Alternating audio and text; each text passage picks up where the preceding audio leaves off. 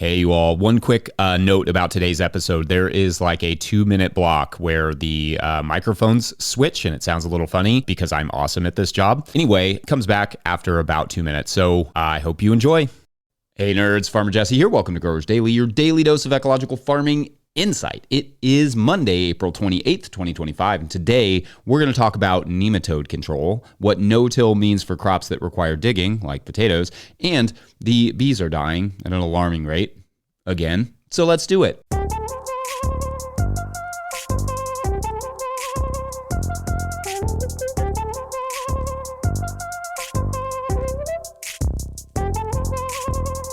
All right. Well, happy Monday, everyone. I hope you all had a nice weekend. I did. On Friday, I actually took most of the day to go on a field trip with my kiddos' school down to Fort Herod, which is the first colonist settlement in Kentucky in 1774, although what is standing now is like a replica that they kind of rebuilt it in the 1920s. And setting aside my general feelings about colonialism, it was fascinating to see the ingenuity involved and how they produced food and clothing, making fiber out of flax and stinging nettle, and running a blacksmithing operation, all the things. Very interesting stuff. I would have liked to hear a lot more from the indigenous perspective, but the guides were nice, thoughtful folks. I've always said that I could see myself working in a national park as a retirement gig one day.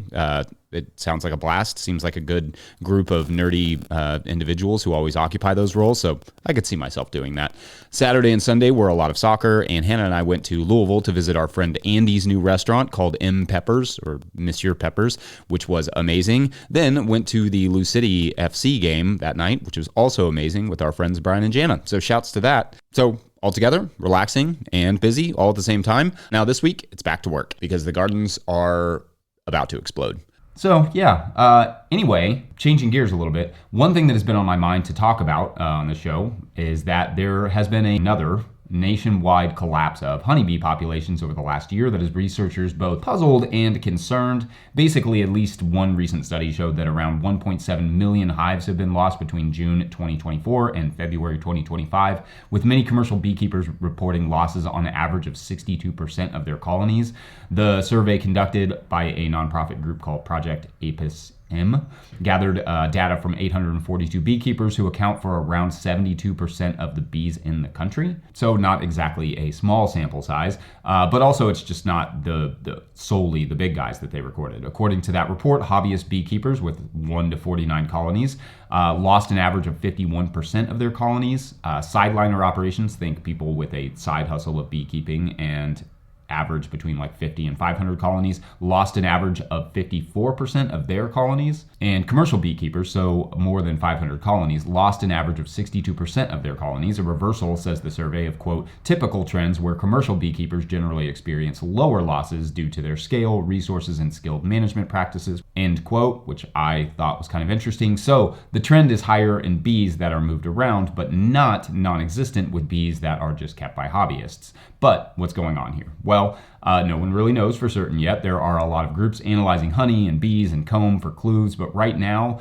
the prime suspects are things like varroa mites, which are tiny mites that infect bee colonies. So that's one. Also, pesticides use, and in particular fungicide residues that have been shown to have long-term effects on bees. So that's not great. And then potentially changes in weather patterns that may affect pollination timing and forage. Plus, when a lot of these colonies are migrating across the nation, so too are diseases. So that may play a factor as well. Of course, it's also possible that things like varroa mites are not a cause of this collapse as much as a symptom perhaps of weakened immune systems from exposure to chemicals, specifically neonicotinoids, as some research has suggested basically that exposure to these pesticides makes honeybees more susceptible to the mites. Find links to all of that stuff, of course, in the show notes if you're interested. Obviously, to the beekeepers, this will have a devastating economic effect, and no doubt huge percentages of our agriculture rely on these bees for pollination, from sunflowers to almonds to canola, blueberries, melons, apples, grapes, citrus, and many, many more things. So yield losses could be rough in the coming year. Estimates for losses from this most recent and ongoing collapse are over $500 million right now. It is, of course, harder to estimate the loss of native bee populations, but recent research has found significant declines in their populations as well, with declines in the 43% range in areas with high pesticide use. According to a study published in the journal Nature Sustainability, a lot is still unknown, but we do know that pesticides are a likely culprit, and I've said this 1,000 times and we'll say it 1,000 more times if need be, but farming with sprays intended to kill something generally also kills other things, which kills other things, which kills other things. It's a cascade effect. Farming with death effectively spreads death. Conversely, farming with life spreads life. So no doubt there is a lot wrong with a system that requires people to ship in bees across the country to ensure pollination, but at some point we are going to have to put ferocious energy into convincing large-scale ag to turn away from pesticide usage and encourage more good guy habitat. It is hard to make the argument that organic agriculture would result in substantially lower yields when obviously so too, at least eventually, and in much more dramatic ways, does conventional agriculture, quantifiably so. And that means for everyone, especially if pollination dives like that. Anyway, I thought I would open up this one for discussion to hear your all's thoughts, because I know I have some passionate beekeepers and the like who follow us, as well as those like myself who love them some native pollinators, but can't keep honeybees because of a mild allergy where I swell up pretty good upon the stings. Otherwise, we're going to take a quick break, and when we come back, we'll talk about nematodes. It's going to be a very nerdy day today. BRB. Today's episode is brought to you by Farmhand. I started a CSA to grow food and build community, not to drown in admin work. Spreadsheets, emails, and pack lists take up too much time. If I could spend less time at my desk and more in the field, that'd be a win. Enter Farmhand. Farmhand automates billing, newsletters, websites, and member support, saving CSA farmers 20 plus hours a week. Focus on farming, not paperwork. See how Farmhand can help. Book a one-on-one demo with founder Ari at farmhand.partners/no-till. That's farmhand.partners/no-till. All right, back to the show. If you, the listener, are enjoying this content, getting even a small amount of value from it, consider supporting our work over at patreon.com/no-till-growers. I will try to get to questions from everywhere that questions come in, but I will always get to your Patreon questions. Now, today's Patreon question comes from Patreon member Mark Hare, who writes, quote, "Hey Jesse, I have become addicted to your daily show. More than once I have listened to it while I make breakfast for my family, and then I go to work and apply something that I learned. So wow. I coordinate a community garden in the central plateau of Costa Rica outside of downtown San Jose, but still very much urban. I have a lot of questions. I'll start with the big one. We are dealing with several pathogenic nematodes. The easy one to identify is the root knot nematode. We are using several different control methods. The line of defense we've been using for the longest is marigolds. Until recently, we weren't sure whether leaving the roots in was better or not for control, but some articles we found last year make that a solid win. So we are interplanting with marigolds, finishing the crop and leaving the marigolds as a cover crop. Or we also just use them, the marigolds, as a cover crop. We also use products we buy from Biofabrica of Costa Rica University, including one that contains the fungus P. lilicanus. Do you have any experience using these sorts of biological controls? What do you think about them? Also, we recently grew a good crop of broccoli and cabbage, and there also is some good evidence that digging in the residues of chopped cabbage releases a gas as it rots that also controls these nematodes. Can you find out, or do you believe that a plant gas that destroys root knot nematodes would also be detrimental to all the good microbial life that we have built up in our soils? Trap crops is also a technique that apparently is used for the root knot nematodes. I kind of hate the trap crop concept because it seems like it eliminates all the good along with the bad. Am I being too dogmatic? I have so many other questions. You are really going to regret, I think, encouraging us to pile them on. But thank you for anything you can offer. P.S. I realize that you are in clay soils. Nematodes are probably not a problem, so thanks for answering as best you can and for digesting any of the research available, end quote. Okay, so lot to tackle there, Mark, but I have no problem with you piling on the questions. I do one of these every day, so all good. And I have summarized your question a little bit here, but let's just take it a little bit by bit. So as you suggested, Mark, I don't have direct experience with root knot nematodes because here in clay-rich Kentucky, they're not super common, but it's something I've looked into before.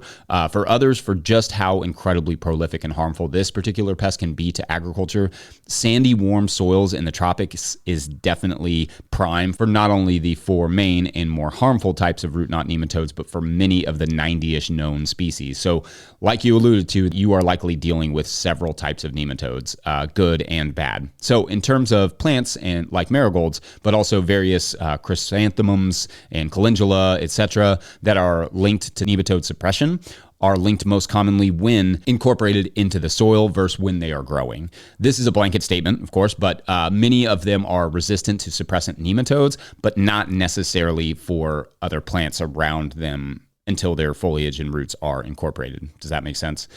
There are actually quite a few of these sorts of crops like peonies, some legumes, cinnamon, and others that have been linked to nematode suppression. But again, the suppression seems to be linked most heavily when the foliage and roots are actually incorporated into the soil. In fact, even plants that don't have any obvious nematocidal biochemicals produced, like in their plants, while growing, can produce some of those chemicals in degradation, like the broccoli you mentioned, but brassicas in general are good for this.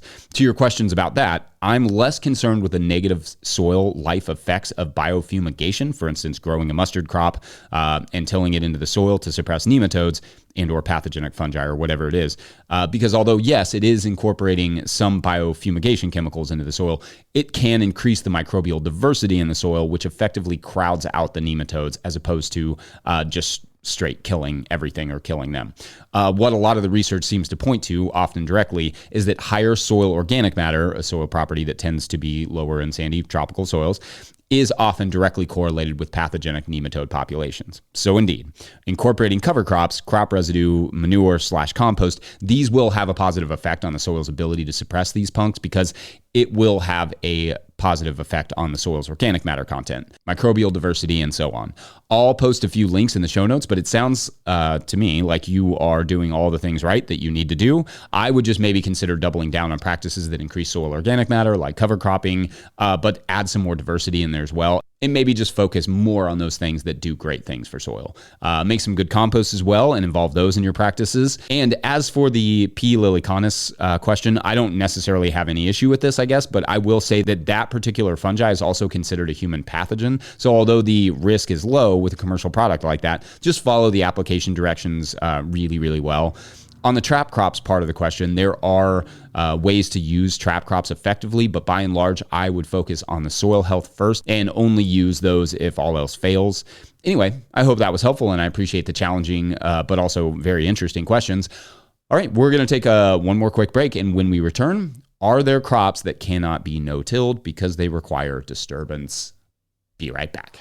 Today's episode is also brought to you by FarmRaise. Still using QuickBooks for your farm's bookkeeping? You're wasting time and losing money. Farm finances can be overwhelming, but they don't have to be. FarmRaise Tracks is the all-in-one tool built just for farmers. Manage expenses, prep for taxes, run payroll, and plan for the future without spreadsheets or stress. Just clear, organized insights to keep your operation thriving. Thousands of farmers trust Tracks to make smart financial decisions all year long. It's time you did too. Use code NOTIL20, that's all caps, no spaces, NOTIL20 for 20% off the life of your membership at farmraise.com. All right, back to the show. All right, so when no-till growers was a baby, little baby, it was cute, back in 2018, one of the things we ran into a lot was people, mostly older school growers, who would be like, no-till is impossible because all growing requires some amount of disturbance. Like you have to disturb the soil to plant a lettuce plant or to get tomatoes deep enough into the ground, or potatoes, you literally have to dig those up. Therefore, it cannot be no-till. And I still get these comments today, but I think what has to be understood about tillage versus no tillage is that although tillage is a type of disturbance, disturbance is not inherently tillage. So to back up, one of the first things I do when I do public talks on our practices, I almost always start with defining tillage. And I do a similar thing in the Living Soil Handbook. But basically, tillage is an old word that effectively means to prepare the soil for growing crops. Because back in the day, when people were using bone plows or sticks or fire or even horses and iron plows to prepare the soil, they were limited in what they could do. So tillage had a relatively positive connotation, just getting the soil ready to plant. But as machinery came along and tractors replaced animals and steel replaced iron and synthesized nitrogen replaced manure and compost, the ability to really prepare a lot of soil on a wide swath of land changed. Suddenly, what it meant to prepare the soil for growing crops, i.e. large-scale tillage, grew exponentially, which meant exposing more soil to erosion and degradation. So effectively, over time, tillage started to take on a lot of those negative connotations associated with farming fence row to fence row.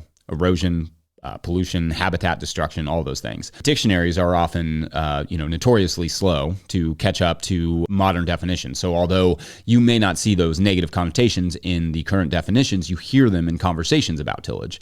And so for that reason, I often propose a new definition to the effect of tillage is any level of disturbance that causes long-term harm to the soil. In that case, with that definition, what to me does no-till mean? Well, to me, no tillage then refers to practices that not only avoid long-term harm, but also actively promote long-term soil health. So in that way, not all disturbances are tillage, because some, disturbances like shoving a living plant in the soil, but also potentially broad forking to decompact the soil and make it more capable of sustaining plant life and microbial life. Those are disturbances that benefit your soil for a long time to come. So yes, you have to dig up a potato or sweet potato or ginger root, but if you are following the other soil health principles, then you should not fret about that disturbance. It's a requisite and it doesn't have to be harmful. Disturbance, everything from large projects like terracing to small disturbances like using a stick to shove a seed in the ground, have been a part of growing food since the beginning of humanity, and for good reason. When done right, we can grow great food and improve our soils at the same time.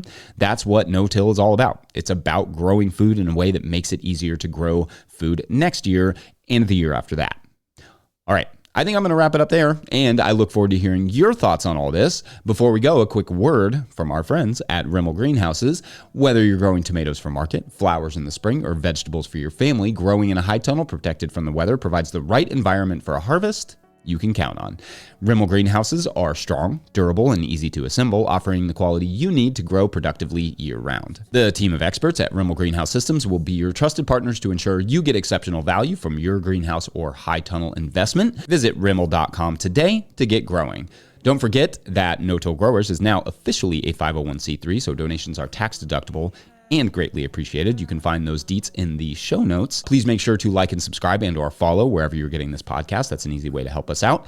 Enormous thank you to all of our show sponsors. And if you'd ever like to sponsor the show, you can reach out to Farmer Michelle at notillgrowers.com. Huge shouts to Willie Breeding for the theme music, Mike Hilbert for the production help and editing, and the team at No-Till Growers. Also, shouts to Epidemic Sound for the background music that you can hear.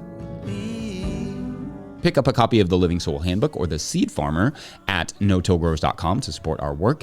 Big thank you to everyone over at patreon.com/notillgrowers, where at a certain level, or if you just bump up from one level to another, or you sign up in the month of April for a few more days, you get a shout out on the show. So big shout outs today to Mariner. Mariner is our weekend sign up. All right, so let's see. This week's novel, right, is inspired by Mariner and is the story of a group of growers who, frustrated by their lack of affordable land options, decide to build a garden community right on a lake and farm there. And there's, a fair amount of pushback, from the local community, but based on their local laws, there is a loophole that suggests this isn't technically illegal.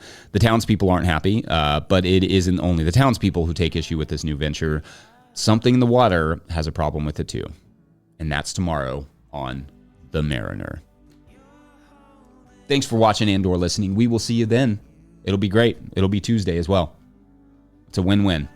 Bye.